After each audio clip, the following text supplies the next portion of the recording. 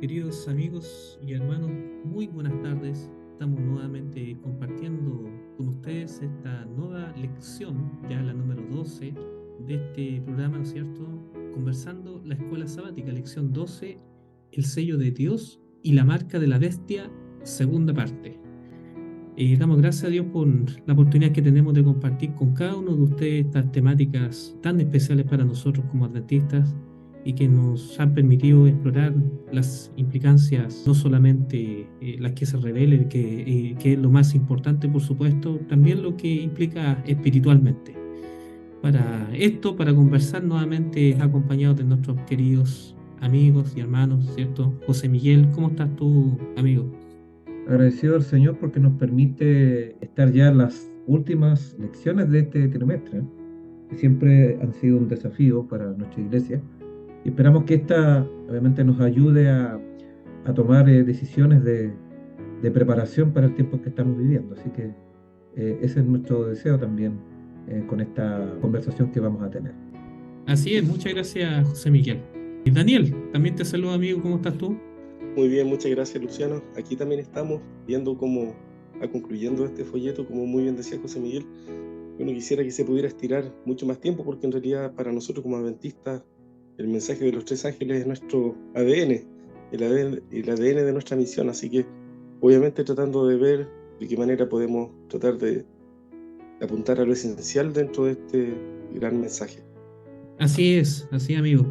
Muy bien, te voy a pedir a ti mismo, Daniel, si nos puedes dirigir la primera oración para comenzar. Por supuesto, oremos. Padre bondadoso que estás en el cielo y aquí con nosotros, santificado y glorificado sea tu maravilloso nombre.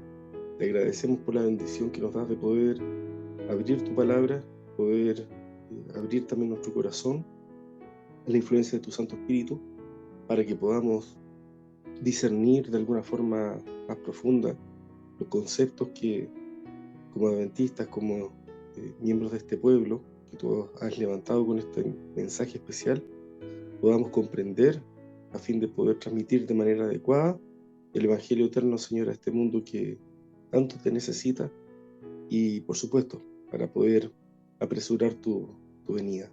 Rogamos, Señor, que te quedes con nosotros, lo pedimos y agradecemos humildemente en los méritos de nuestro amado Salvador Jesús. Amén. Amén, amén. Muchas gracias, Daniel. Muy bien, estamos listos para comenzar entonces el comentario, la conversación de la lección 12, el sello de Dios y la marca de la bestia, segunda parte.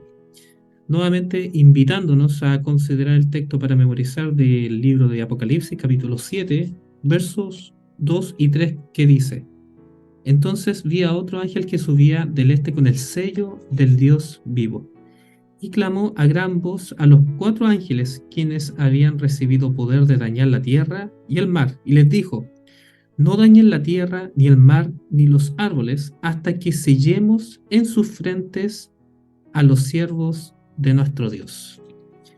Es así como podemos comenzar conversando sobre este tema tan especial con respecto a lo que es el sello de Dios, el deseo de Dios, por supuesto, de cumplir sus promesas en su pueblo para los últimos tiempos a través de esta marca especial, que permite hacer una identificación universal de aquellos que han creído y se han mantenido fieles en estos tiempos.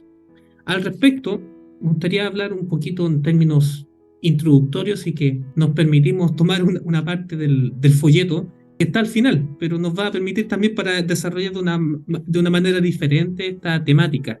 El día viernes nos hace unas preguntas para dialogar que coloca dos tipos de extremos, digamos, o amenazas que existen o pueden haber, ¿cierto?, potencialmente y que se han ido desarrollando, que contaminan el mensaje del tercer ángel. Por un lado, aquellos que lo que es el amarillismo, ¿cierto? Exagerar o especular sobre los acontecimientos ante cualquier tipo de contingencia, hacer una especulación, ¿cierto? De lo que supuestamente serían las señales del pronto regreso de Cristo o el cumplimiento de esas señales sin que el Señor lo haya revelado. El otro extremo, también lo presentan las preguntas para dialogar, esa intención de bajarle el perfil a las señales que se ha revelado claramente en la palabra de Dios, los testimonios como lo que es la ley dominical, y que en definitiva al parecer no ocurriría porque no están dadas las condiciones globales, sociopolíticas, etcétera, y que se podría manifestar de una forma totalmente distinta como lo presenta la revelación. Entonces la pregunta es, y aquí me gustaría comentar con Daniel, cómo estas amenazas que hoy día existen dentro de, inclusive puede estar dentro de nuestras filas, ¿cierto? Que desperfilan nuestra fe y en definitiva no nos permiten vivir la experiencia que Dios quiere que nosotros vivamos. Exactamente. Bueno, como tú muy bien decías, la verdad presente se abrirá paso indudablemente, porque así está profetizado, pero no sin dificultades, porque el enemigo obviamente pone obstáculos para que este mensaje no llegue en la medida de lo posible a la gente, y va a hacer todo lo que esté de su parte para poder enturbiar o entorpecer este camino y esta verdad.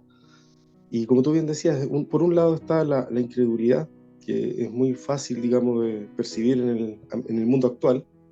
El ser humano tiende al escepticismo, piensa que las cosas no necesariamente se van a dar de la forma como han sido escritas tan claramente en las profecías. Y es un fenómeno curioso, porque Dios nos ha dado la Biblia y los testimonios para poder atender y entender los detalles con una precisión increíble.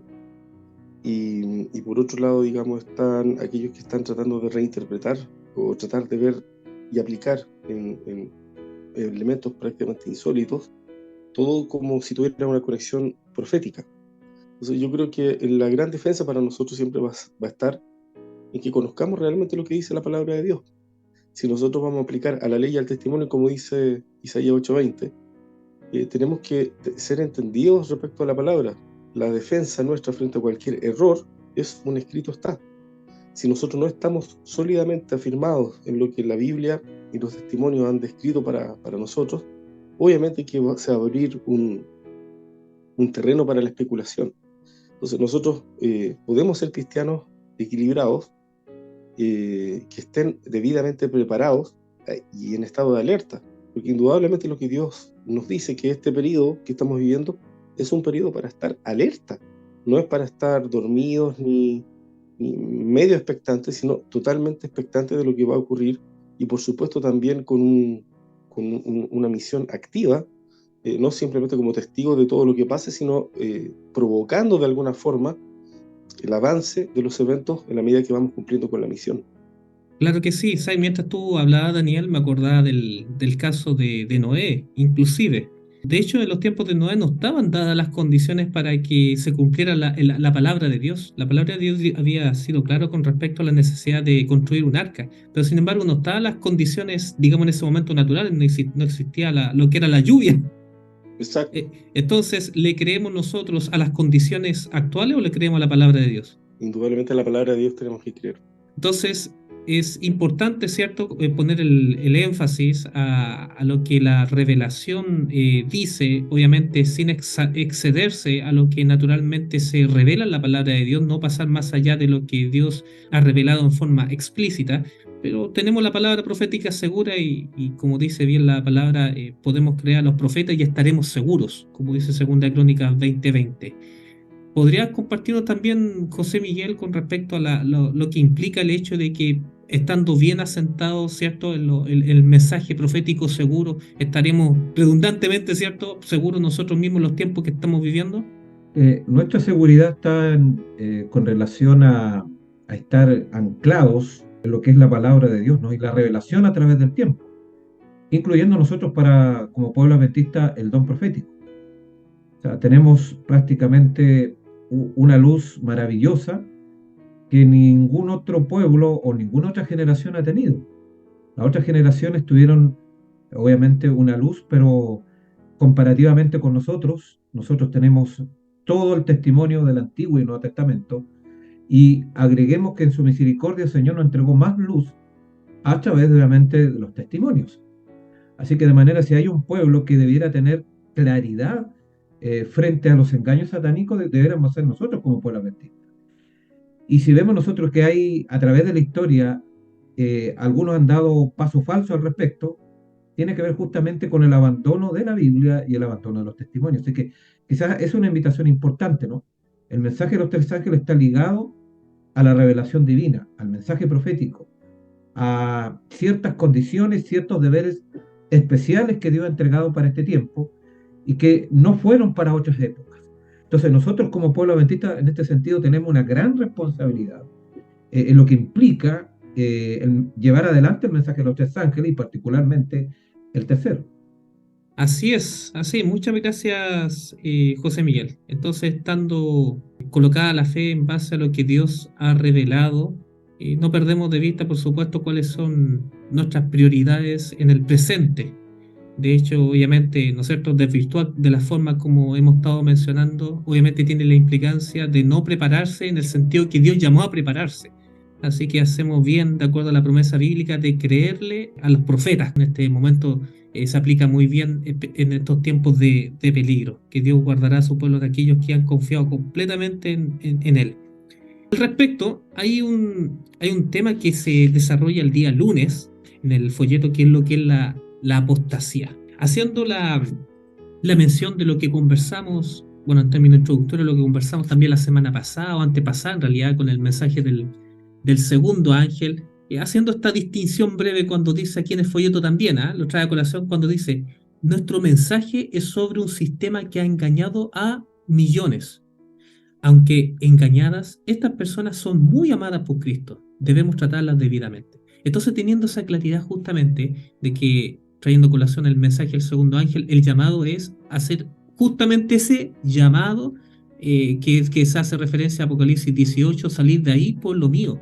¿No es cierto? El mensaje que Dios entrega a todas las personas para salir, ¿cierto?, justamente de ese engaño. Toda vez, obviamente, que identificamos que existe este sistema perverso, ¿cierto?, a través de lo que son las doctrinas espurias que estudiamos las semanas anteriores, que son obviamente parte de un desarrollo histórico, ¿cierto? Desde ya el apóstol Pablo venía denunciando que se estaba manifestando el hombre de pecado, ¿cierto? Se estaba manifestando la apostasía hasta llegar, ¿no es cierto?, a su intensificación definitiva en los últimos tiempos. Pero es que, sin embargo, vimos cumplimientos bastante identificables y que Elena White, ¿no es cierto?, los nombra como la apostasía alfa.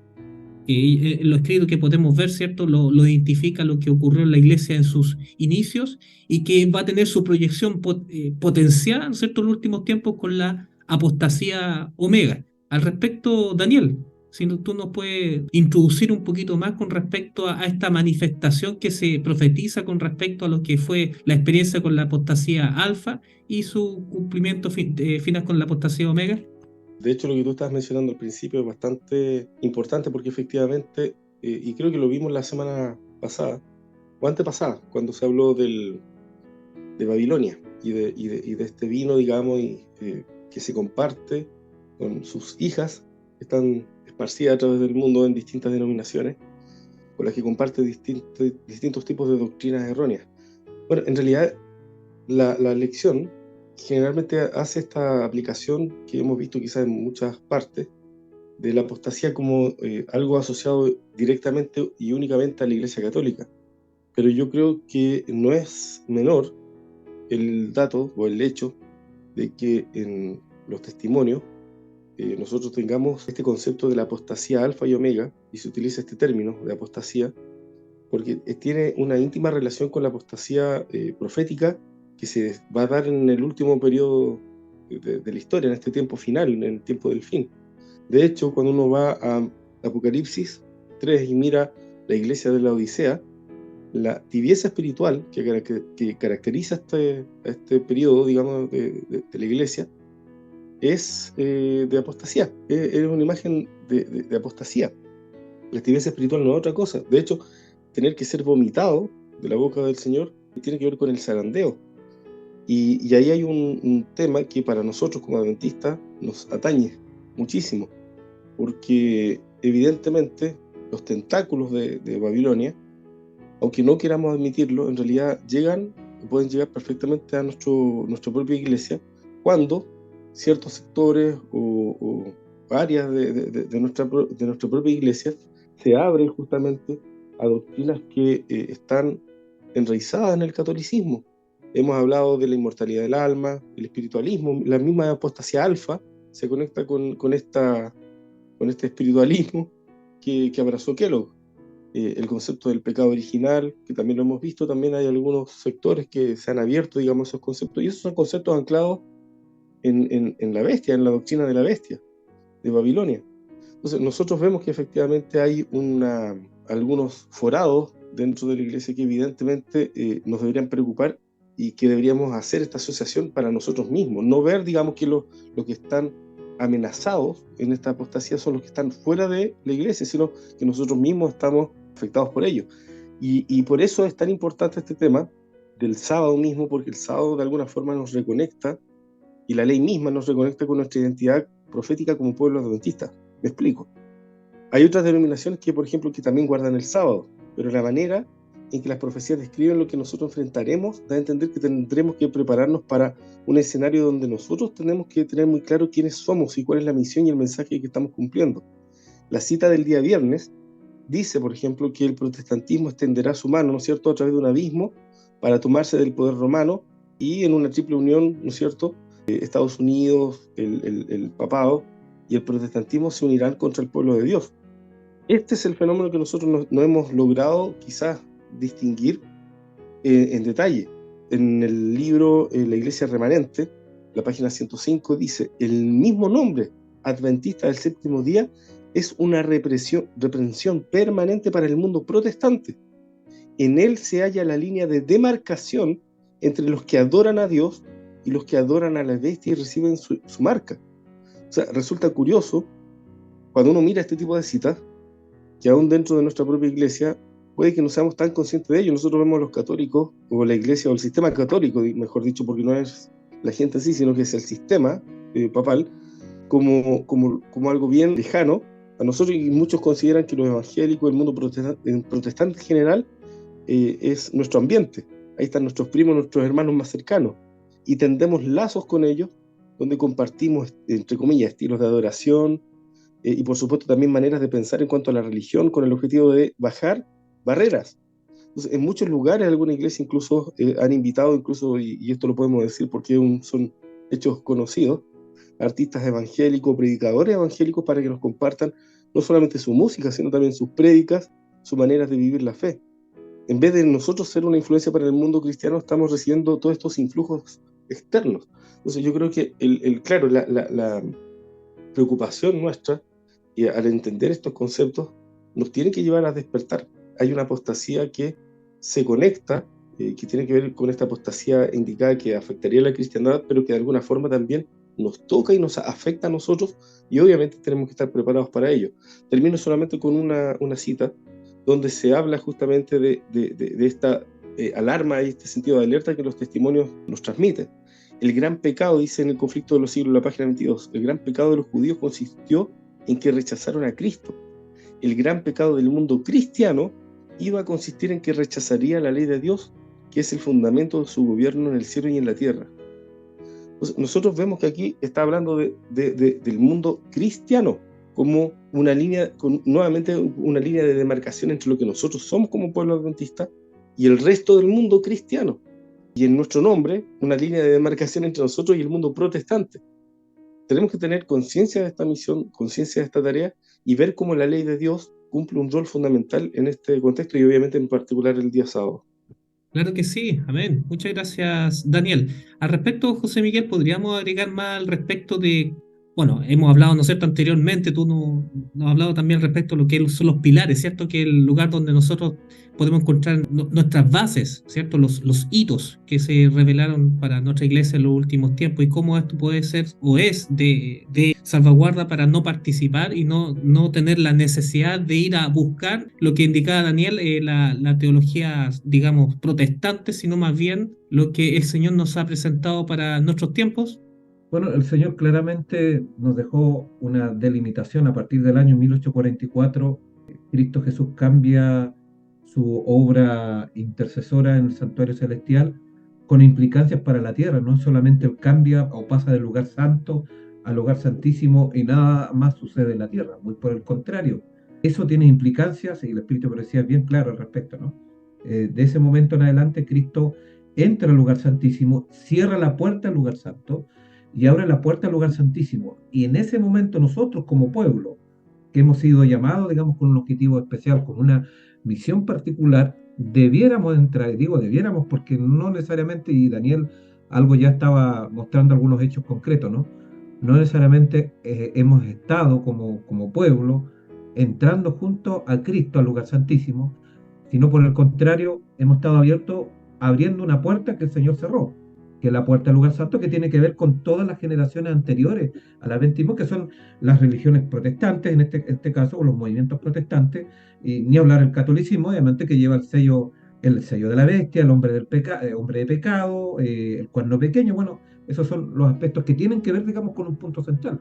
Todos ellos no fueron guardadores del sábado, anti-ley de una u otra manera, unos más, otros menos, ni hablar, digamos, el hombre de pecado, el cuerno pequeño o la bestia marítima, obviamente pensó echar por tierra no solamente la verdad, sino la ley misma. Y la ley es un punto importante, digamos, que está acá en juego. O sea, la comprensión de la ley tiene que ver con la apostasía, como ya hablaba Daniel, pero también tiene implicancias para nosotros, porque el diablo, si hay algo que va a atacar dentro de nuestra iglesia, tiene que ver con el tema de la ley. Y últimamente la ley la hemos traducido como un enemigo de la espiritualidad, a tal punto de si hablamos este tema, ya huele a legalismo, fariseísmo, y nada más en contra de eso, obviamente, porque los fariseos no fueron guardadores de la ley, fueron infractores de la ley. Entonces, la ley de Dios no tiene nada que ver con perfeccionismo, nada que ver con legalismo, al contrario, esos aspectos nos llevan justamente a sacarla del lugar, ¿no? Y esa es la tarea del diablo. Si sacamos nosotros la centralidad de la ley de Dios, porque la ley de Dios es el carácter de Dios, es Cristo mismo vivió la ley, es la ley encarnada. Entonces, no es un asunto nomás de echar afuera las tablas de piedra mosaica, implica justamente el ADN mismo de nosotros. Bueno, en el lugar santísimo, como dije anteriormente, ¿qué resalta el Espíritu Precioso? Ustedes pueden ver el conflicto de los siglos, primero escrito, en fin, en varios lugares, y se van a dar cuenta, desde ese momento en adelante, del momento en que Cristo entró al lugar santísimo, la ley comienza a resplandecer como. O sea, la ley de Dios es capital tanto para el gran conflicto y tanto también para el tema del santuario y el lugar santísimo. Entonces, por eso es importante, entonces no debemos sacar este tema de la ley. El obedecerla perfectamente, y no es casualidad, digamos, que estén en el libro Apocalipsis, y no es casualidad, obviamente, que el pueblo que va a estar predicando el mensaje del tercer ángel viva conforme a esa ley. Entonces, eso no es casualidad. Y eso justamente es la garantía que nosotros tenemos para entonces no entrar del otro lado, de lo que van a recibir la marca de la bestia. Entonces, alerta en ese sentido, ¿no? Y acá me uno justamente a lo que decía Daniel, ¿no? La apostasía tiene que ver con un rechazo a la ley de Dios en el fondo. Y siempre ha sido así. La apostasía del cristianismo es un rechazo a la ley de Dios. Y la apostasía dentro del adventismo, llámese alfa y omega, tiene que ver justamente con una actitud antinuminiana, ¿no? Anti-ley. Y que dentro del adventismo lamentablemente ha entrado muy fuertemente. Entonces, alerta y recuperemos esa ley que ha sido quebrantada a lo mejor por nosotros. Y así entonces nos vamos a curar del mal laodicense. Claro que sí. Muchas gracias, José Miguel. Al respecto, cuando tú mencionabas con respecto a esa actitud legalista, ¿cierto? Farisea, de hecho, el apóstol Pablo hace una buena definición al respecto. Nosotros encontramos en Romanos capítulo 2, versos 25 en adelante, haciendo justamente esa acusación contra aquellos que, pretendiendo en apariencia guardar lo que es la buena voluntad de Dios, lo que es la ley de Dios, sin embargo, como lo presenta José Miguel, son en realidad transgresores del mismo cuando dice, desde el verso 25 en adelante, pues en verdad la circuncisión aprovecha si guardas la ley. Aquí le está hablando judíos que se jactan, ¿cierto?, de la ley. Y le está diciendo esto, si es que guarda la ley. Pero si eres transgresor de la ley, tu circuncisión viene a ser incircuncisión. Si pues el incircunciso guardare las ordenanzas de la ley, ¿no será tenida su incircuncisión como circuncisión? Y el verso 27. Y el que físicamente es incircunciso, pero guarda perfectamente la ley, te condenará a ti, que con la letra de la ley y con la circuncisión eres transgresor de la ley. Entonces, si nosotros queremos rescatar originalmente cuando la palabra de Dios habla con respecto a los legalistas, nosotros tenemos que ir justamente a honestamente dice, ¿cierto?, la palabra de Dios al respecto. Y esta es la definición que encontramos al respecto de legalista, que aquel que se jacta, ¿cierto?, pero que sin embargo no guarda la ley como se es mandada, que se guarde perfectamente como se presenta en esta y otras citas más. Pero al Perdón, respecto, ¿sí? perdón, Luciano, una breve acotación. Ahí está justamente la actitud laudicense, ¿no? El creerse guardadores de acorde a la ley o tener una actitud de arrogancia espiritual, ¿no? Sentirse salvo, transgrediendo la ley, bajo diversas perspectivas, con una idea evangélica o bien con una idea farisea. Ambas situaciones obviamente nos mantienen en una actitud de tibieza espiritual. Así es. Al respecto, podemos hacer, digamos así, la relación con respecto a lo que es el sello de Dios. El sello de Dios, como se presenta en la palabra de Dios, tenemos que ir obviamente a lo que la relación interna que se hace al respecto, es presentar en contraste a lo que es la marca de la bestia. El folleto entra en ese detalle, está bueno para que lo podamos revisar, lo que es la marca de la bestia y hace esa explicación entre lo que es recibir la marca de la bestia tanto en la frente o en la mano. En la frente, por un lado, ¿no es cierto?, a través de una marca que tiene que ver con cuando la persona ha sido completamente ya malamente convencida de los errores, ¿cierto? Y se ha entregado completamente a los errores que contiene, obviamente, este sistema falso de creencias que desplaza la adoración a Dios. Y por otro lado, los que reciben la marca en la mano que tiene que ver con el hacer, que probablemente y muchos recibieron la luz en algún momento de su vida, su mente puede tener quizás hasta cierta duda, pero que sin embargo por temas de conveniencia obran en maldad, digamos, obran contra, ¿no es cierto?, la voluntad de Dios. Eso se podría hablar bastante y creo que el folleto, ¿no es cierto?, entrega varios elementos al respecto. Pero contrastándolo con el tema de lo que es el sello de Dios, se coloca específicamente en la mente. No necesitamos ser tan creativos para hacer ciertas especulaciones con respecto a la materialización del mismo. No, nos basta, por ejemplo, y solamente como ejemplo, lo que nosotros encontramos desde la antigüedad como promesa de nuevo pacto, ¿cierto? Y que después el apóstol Pablo en el libro de Hebreo lo cita ya, pero claramente, una vez que hace toda esa exposición preciosa en el libro de Hebreo, ya en el capítulo 10, ¿no es cierto?, hace como esa culminación o ese avance de conclusiones de lo que es el pacto de la gracia. Cuando leemos, por ejemplo, del verso 16 en adelante de Hebreos capítulo 10, dice: este es el pacto que haré con ellos después de aquellos días, dice el Señor. Pondré mis leyes en sus corazones, y dice, y en sus mentes las escribiré. En sus mentes las escribiré.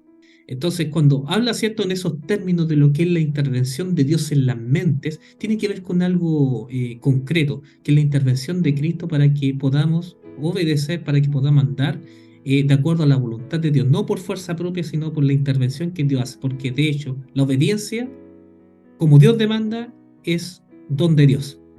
Daniel, ¿qué podríamos ver al respecto, con respecto a lo que es este tema del sello de Dios? Muy importante lo que acabas de mencionar, porque tener la ley de Dios escrita en la mente se traduce, en el fondo, en reflejar el carácter de Dios a través de nuestra manera de mirar, de pensar, de sentir. El apóstol Pablo decía: haya pues en vosotros este mismo sentir que hubo en Cristo Jesús. O sea, el objetivo de todo este gran conflicto, hemos visto, ha sido para Dios tratar de representar, de demostrar, exponer ante el universo y ante este mundo caído el verdadero carácter de Dios. Y para eso, que utilice a la iglesia, que utilice a seres humanos caídos, evidentemente hay una gran tarea y una gran responsabilidad. Y esta responsabilidad se asume con una profunda humildad, porque no es el hombre quien resulta, quien debe salir vindicado en este proceso, sino más que todo es Dios, es el carácter de Dios. Jesús mismo dijo: en esto es glorificado mi Padre, en que llevéis mucho fruto.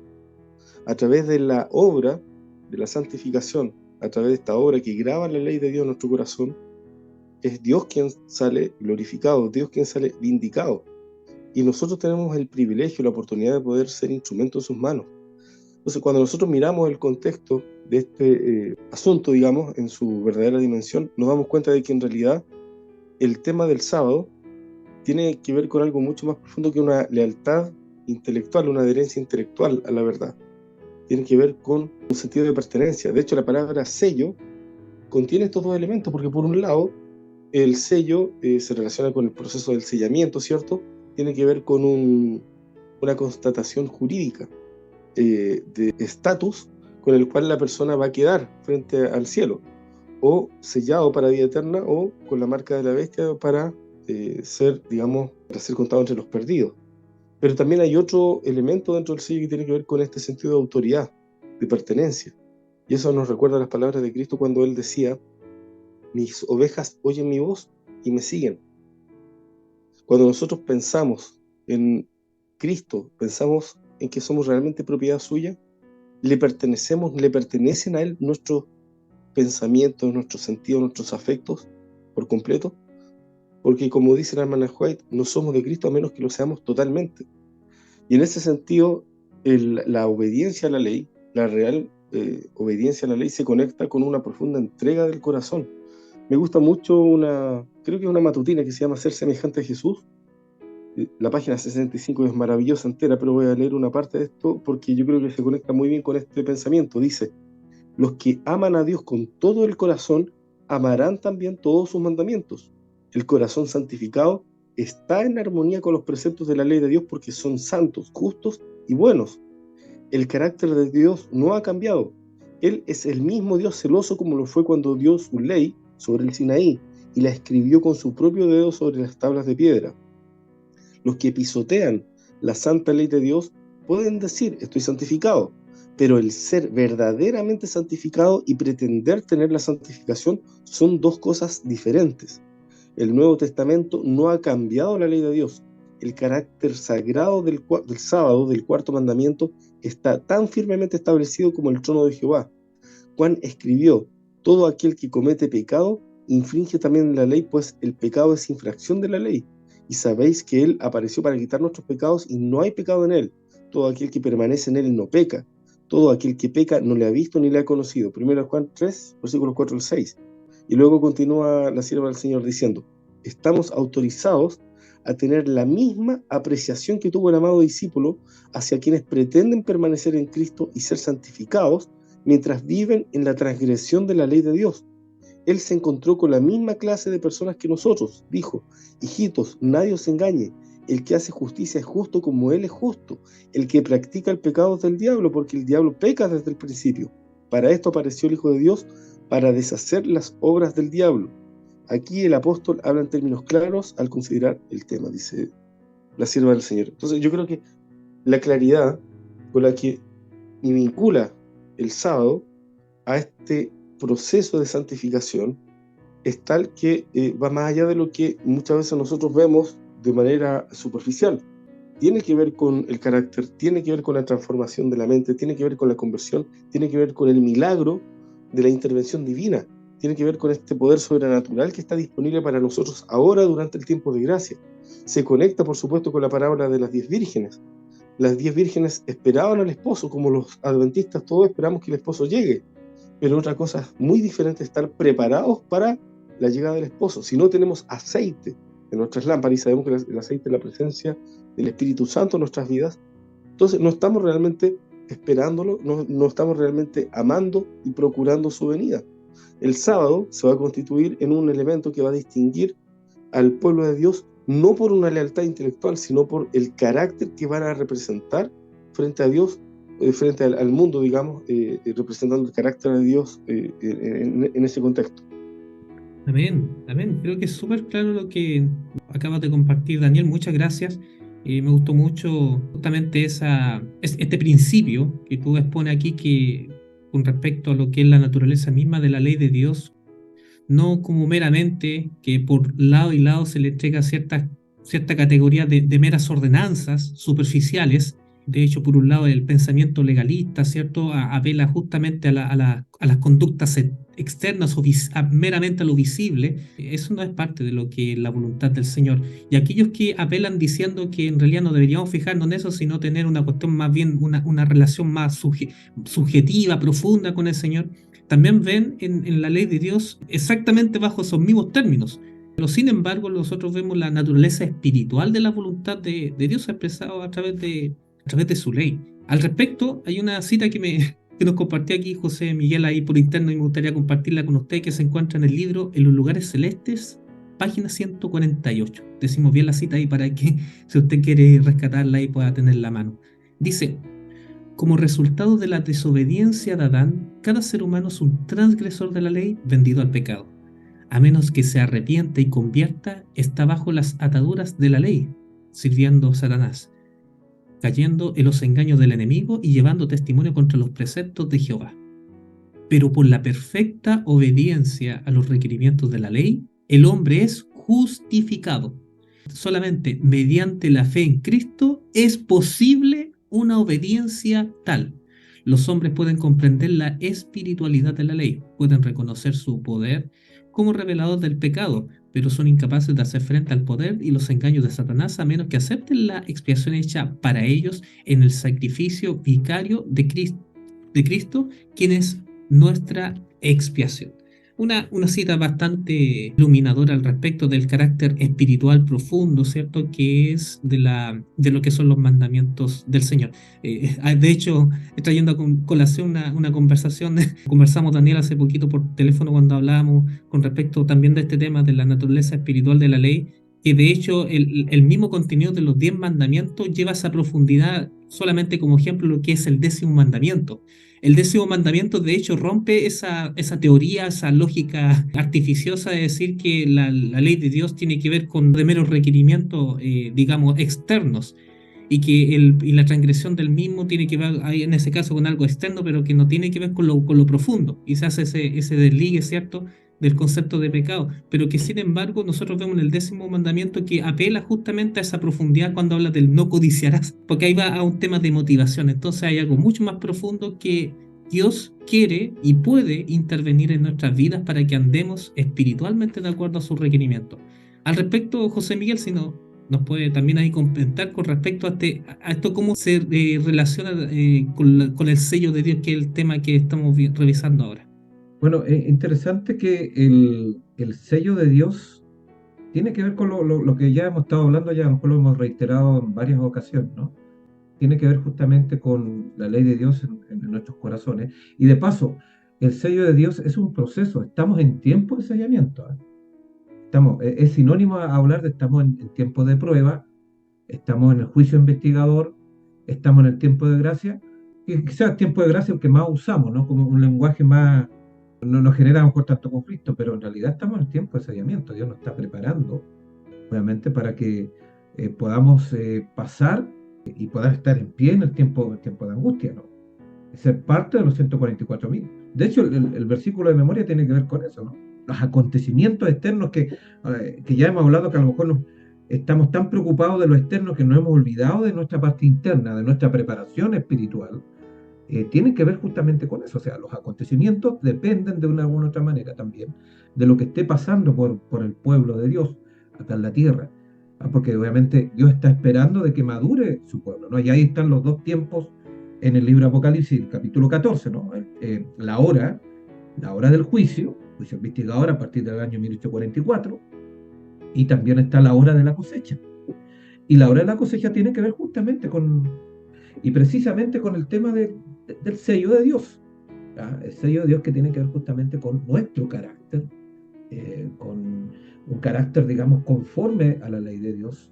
Porque tal como dice también los testimonios, ¿no? La manera de salvarse siempre ha sido la misma, la perfecta obediencia a la ley de Dios. Si el Señor pidiera algo distinto, obviamente peligraría el cielo. Así que acá no se trata tanto de nuestra seguridad de la salvación, se trata de la seguridad del cielo. Uno dice, bueno, ¿y por qué tantos requisitos y tantos aspectos? ¿Por qué tanta prueba y tanta complicación? Uno podría decir, no es por complicarlo. O sea, imagínense usted entrando un ladrón por los portales del cielo. Bueno, de hecho, Apocalipsis es claro al respecto, ¿no?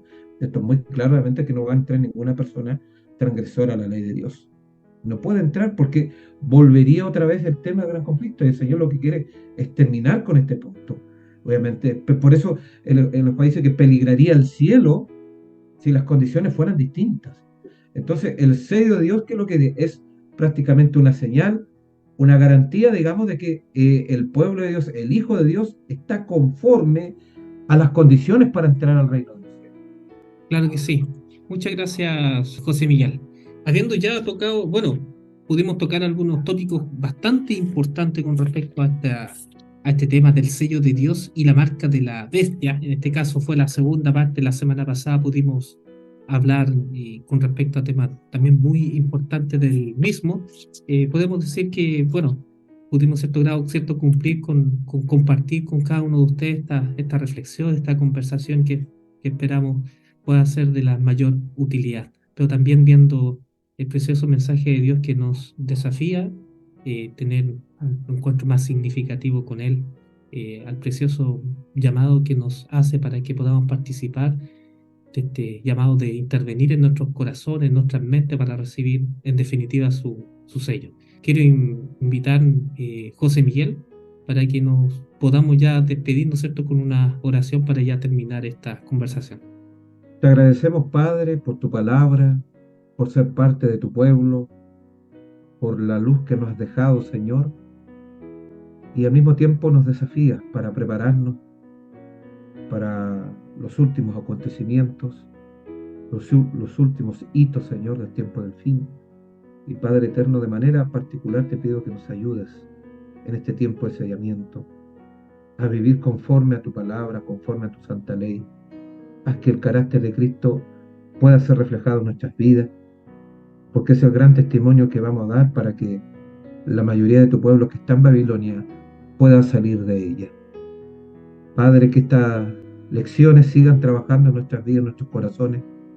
Si hemos estado en una actitud laudicense, Señor, ayúdanos a arrepentirnos de nuestros pecados, a confesar, Señor, nuestro orgullo, nuestra vanidad, nuestra mundanalidad, y ayúdanos, Señor, a recibirte, a abrir la puerta de nuestro santuario, de nuestro corazón, y haz que el modelo de Cristo, su victoria, también pueda ser la nuestra. Así como Cristo venció el pecado, ayúdanos nosotros también a vencer, para darte honra, para darte gloria, tal cual tú nos pides, Señor, en estos mensajes triples angelicales.